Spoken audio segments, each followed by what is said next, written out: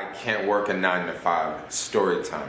What up YouTube? It's your boy Jermaine back with another video, and in this video I'm going to talk about why I just can't work a 9 to 5. And now I haven't made a storytime video in a while, so I thought, let's make a storytime video. So here we go. So why I can't work a 9 to 5. First off, let me give you guys a brief background history of my work history. I started working when I was 16. I worked at this shoe store in the mall, and I worked there from 16 to 18. I really liked the job. By the time I was 18, I was working like crazy hours there, and then I started working at this skate park. I really liked the skate park a lot. And actually, I worked at the skate park and the shoe store at the same time, because I would only work at the skate park on Friday nights and Saturday nights.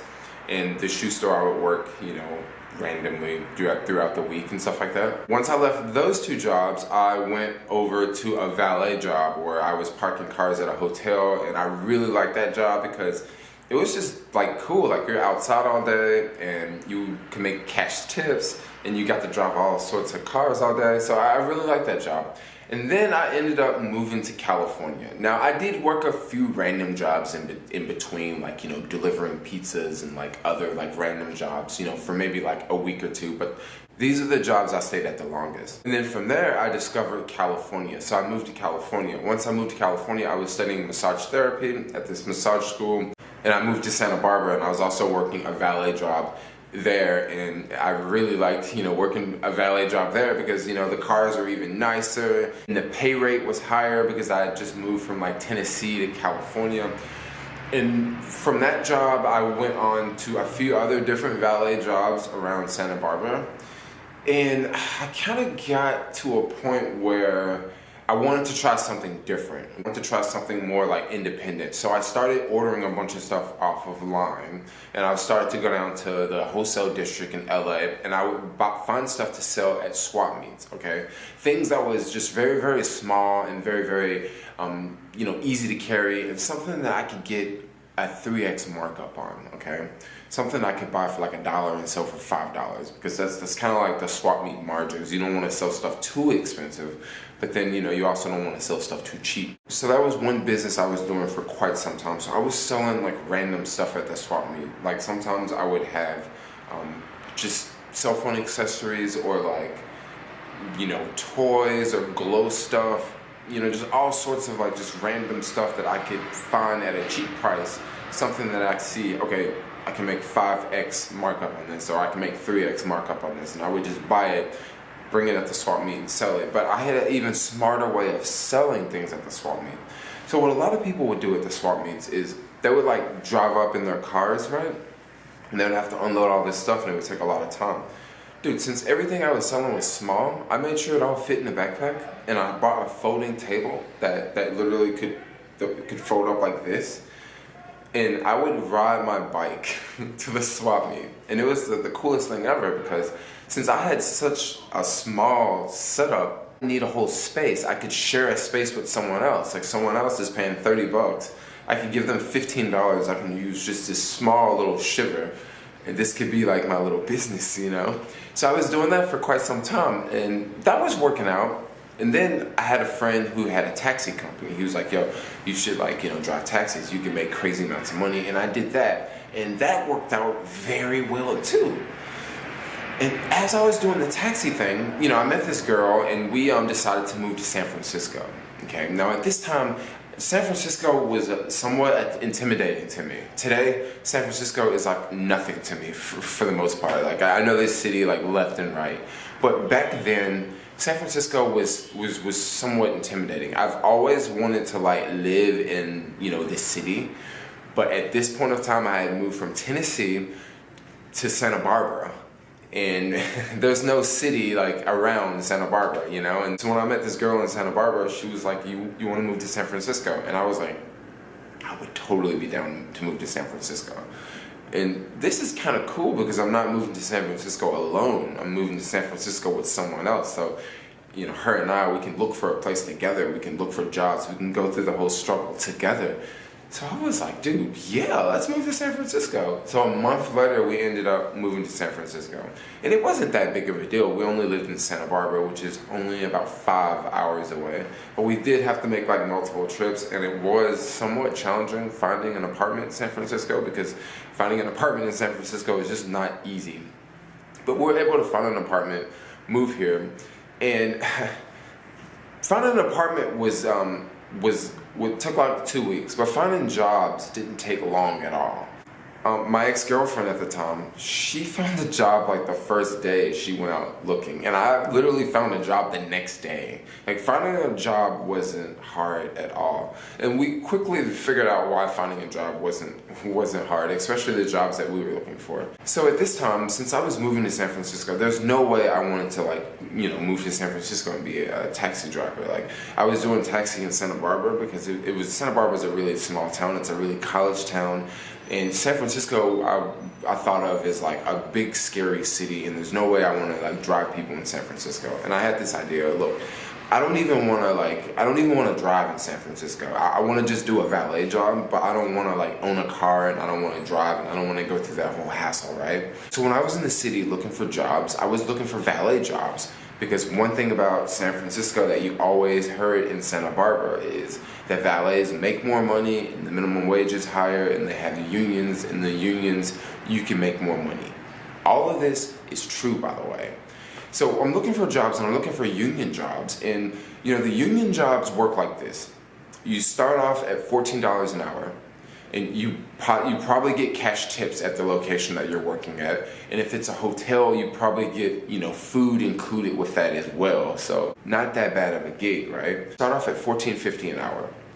6 months later, you get bumped up to $16.50. 6 months after that, you max out at $21.50 an hour. So $21.50 an hour plus cash tips, which can be anywhere from, at some locations can be anywhere from $50 to $100 per day. Like, this doesn't sound like a bad gig at all. However, those gigs are going to be extremely competitive.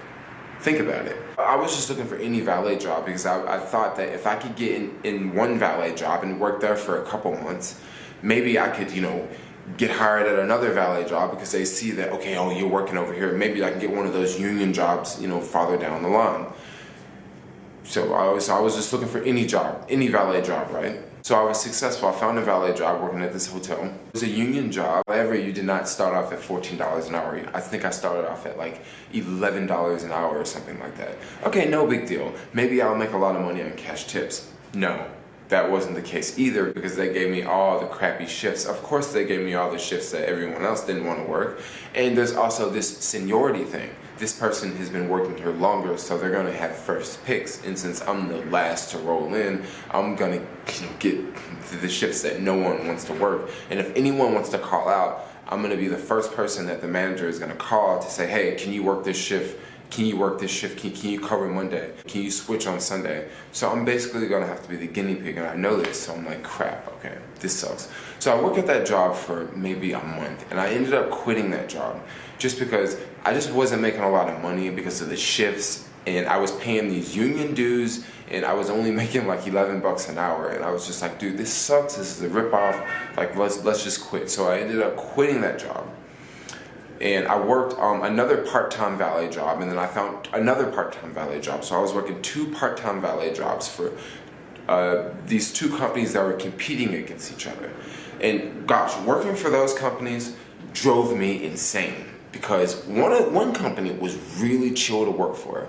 It was a lot of young people working there. It was just really, really chill. And the other company was completely different. They were just so stuck up and so just like, we're just better than everyone else. And I ended up quitting the stuck-up company, ended up working for, the more chill, relaxed company with more younger people, and I just really liked working for that company more. But the problem with that company is, the same problems with all the other jobs that I had in the past. My hours always fluctuate. Except working for the skate park, I guess I had the same hours every week. But a lot of these other jobs, like, the hours fluctuate. Like, this week I'm working this hour, and the next week I'm working this hour. And that's okay. When I was in Santa Barbara selling at the swap meet and driving taxi, I remember my schedule was just, it was different. Like I really liked my schedule. Like I would just go out and work Friday and Saturday night, and Sunday I would go out and drive the taxi, you know?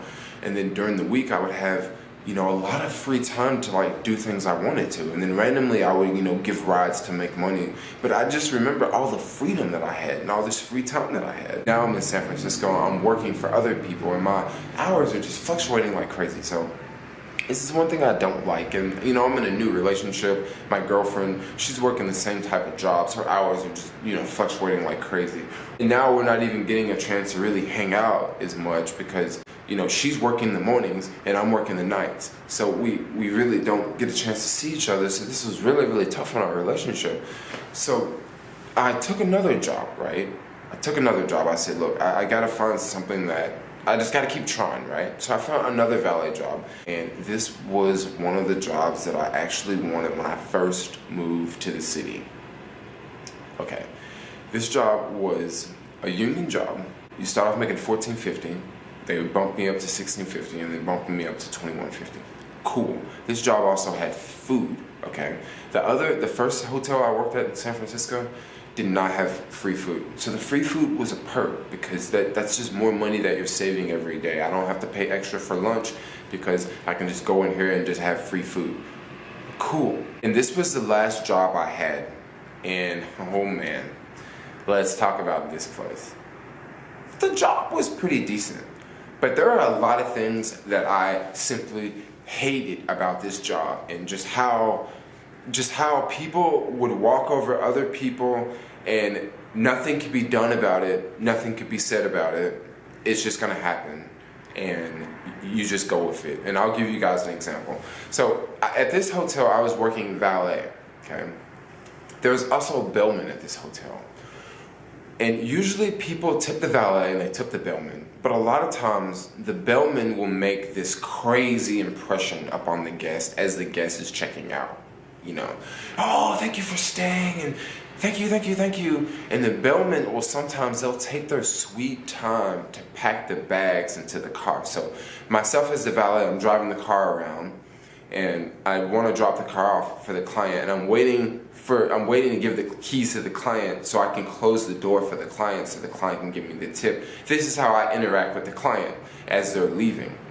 But what a lot of times the bellman, they will they'll make me wait there so long that I'll end up just leaving the keys at the desk, and then that way the bellman gets the keys, and that way the bellman gets the whole tip. Alright, so there was a lot of tip stealing, and the bellman would steal tips so many ways. Sometimes the client would tip the bellman in front of us as we brought the car around, and let's say it was a $10 tip. The bellman would give us $2. Wouldn't even give us half of the money. They would just give us like $2. Majority of the time, they didn't give us anything. If we didn't see it, they would keep every last penny. And then to make matters worse, they would always tell us how much money they're making. Oh, I'm already at $75 today. Oh, I'm already at $100. Oh, today was a good day for me. I've already made $65. And you know, they're saying this to someone who's working, like valet. I'm driving all these cars around, and I'm at, you know, $7 for the day, and you're at $77 because you're not even splitting, you know, half of the tips. You got us working harder.